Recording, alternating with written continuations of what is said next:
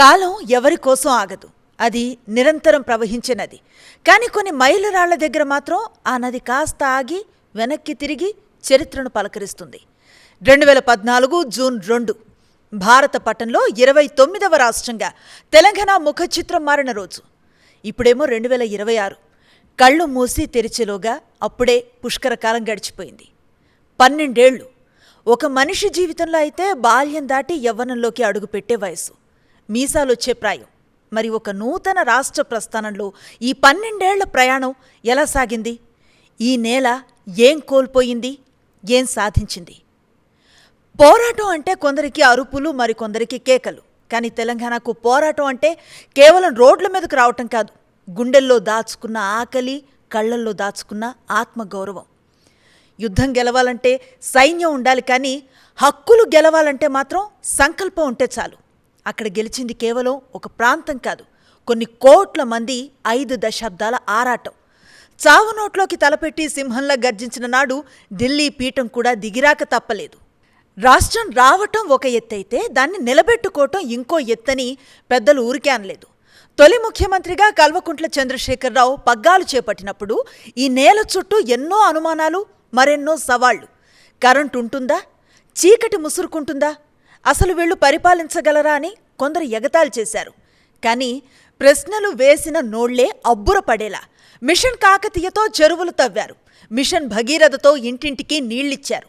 ఒకప్పుడు ఎడారి అనుకున్న చోట ఏరుళ్లను పారించారు. పారే నీటికి కులం లేదు, పండించే రైతుకు అలసట లేదు. కాళేశ్వరం ప్రాజెక్ట్ అంటే కేవలం కాంక్రీట్ కట్టడం కాదు, ఎండిపోయిన చేనుకు ప్రకృతి ఇచ్చిన ముద్దు. తెలంగాణ రాసిన ప్రగతి పొద్దు. ఆకాశంలో మేఘాన్ని చూసి దండం పెట్టే రోజులు పోయి భూమి పొరల్లో నుంచి వచ్చే నీటిని చూసి గర్వపడేలా చేసింది స్వయం పాలన. కాళేశ్వరం ప్రాజెక్టుపై వివాదాలు, అది వేరే ముచ్చట. చూస్తుండగానే కాలం మారుతోంది. పల్లెల్లో పచ్చదనం పరుచుకుంటే పట్టణాల్లో కాంక్రీట్ సామ్రాజ్యాలు లేచాయి. ఐటీ కారిడార్ వెలిసింది. అంబర్పేట నుంచి అమెరికా దాకా, ఖమ్మం నుంచి కాలిఫోర్నియా దాకా ప్రపంచం చూపు మొత్తం హైటెక్ సిటీ వైపే. గూగుల్, మైక్రోసాఫ్ట్, అమెజాన్ ఒకటా రెండా గ్లోబల్ జైంట్స్ అన్నీ హైదరాబాద్లో తిష్ట వేశాయి. అయితే అభివృద్ధి కేవలం సాఫ్ట్వేర్కే పరిమితమా? కాదు. గల్లీ గల్లీల్లో రియల్ ఎస్టేట్ పరుగులు పెట్టింది. నాటి రంగారెడ్డి, నల్గొండ, మెదక్ జిల్లాల సరిహద్దుల్లోని భూములు బంగారమై నిలిచాయి. అప్పట్లో భూమికి పొలం ఉంటేనే విలువ అనుకున్నారు. కానీ తెలంగాణలో గజం స్థలం ఉంటే చాలు, గజరాజు లాంటి బతుకు బతకచ్చని నిరూపించారు. ఇది కదా బతుకు తెరువు కోసం వలస వెళ్లిన గడ్డ ప్రపంచానికే పెట్టుబడి పెట్టే స్థాయికి ఎదగటం అంటే. కానీ చరిత్ర ఎప్పుడూ ఒకేలా సాగదు. అది మలుపులు తిరగటం దాని నైజం. రాజకీయంలో శాశ్వత మిత్రులు ఉండరు, అలాగే శాశ్వత శత్రువులు ఉండరు. ఇక్కడ కేవలం ప్రజల తీర్పు మాత్రమే శాశ్వతం. 10 ఏళ్ల పాటు ఒకే పార్టీ పాలన చూసిన తెలంగాణ లోపల ఒక మార్పును కాంక్షించింది. 2023 చివరిలో కాంగ్రెస్ ప్రభుత్వం రావటం, రేవంత్ రెడ్డి ముఖ్యమంత్రి పీఠం ఎక్కటం, ఇది ఒక పెద్ద పొలిటికల్ ట్విస్ట్. ఒక block buster cinema interval bang లాగా మాట. 10 ఏళ్ల గులాబీ కోటను దాటుకొని హస్తం హవా నడుస్తోంది ఇప్పుడు.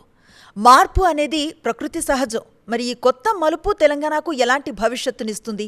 సింహాసనం మీద ఎవరు కూర్చున్నారన్నది ముఖ్యం కాదు, ఆ సింహాసనం ఎవరి వల్ల నిలబడిందో, ఆ జనం ఏం కోరుకుంటున్నారనేదే ముఖ్యం.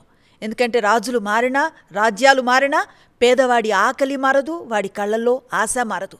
అధికారం అనేది అలంకారం కాదు, అది ప్రజలు ఇచ్చిన అప్పు. తీర్చకపోతే తలరాతలు మారిపోతాయి. నిజమే, 12 ఏళ్ల ఈ పుష్కర ప్రయాణంలో తెలంగాణ ఎన్నో చూసింది. ఉద్యమ సెగలను చూసింది, ఉత్సవాల వెలుగులు చూసింది. నీళ్లొచ్చాయి, నిధులు వచ్చాయి. మరి నియామకాల మాటేమిటి? నిరుద్యోగుల ఇబ్బందుల మాటేమిటి అన్న నిలదీతలు ఉన్నాయి.